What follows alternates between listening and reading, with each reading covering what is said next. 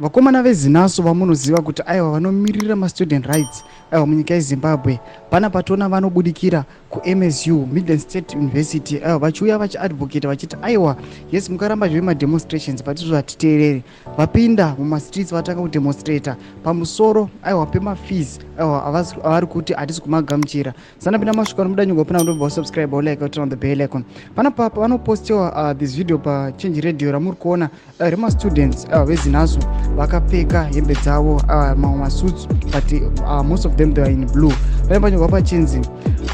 the fees being charged in tertiary institutions, specifically Midland State University, are too exorbitant. We ought to dialogue debate before we demonstrate. The state should prioritize student issues with the state-funded education instead, and or at least the most grossly reasonable measures for students welfare. Mbanya chite zinaso pana patikona vakomana ava muri kuvaona ava vari kufamba vachiprotesta vari kufamba muri kuona mabuildings epa MSU ayo amuri kuona vari kufamba vachimba mudziyo vachiti aiwa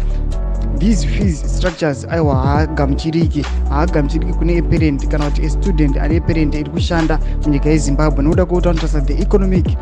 situation munyika yezimbabwe kuti aiwa hakuna vanhu vanokwanisa kumabhadhira mafees iwaya vari kuuya vachidemonstrata vachimirira mamwe mastudents vachiti aiwa this is the voice of the people yatiri kuuya tichiadvocata kuti aiwa mafees aiwa ngadzikisiwe government kana kuti vanhu vanogadzira mafees aiwa vachimapega they must consider that kuti aiwa this is Zimbabwe hapana munhu akakwanisa kubhadhira those exhaustive school fees. Tudze mafunguro enyu muri kudi pamusoro pechitiko ichi. Pinda comment section yedu, subscribe or like.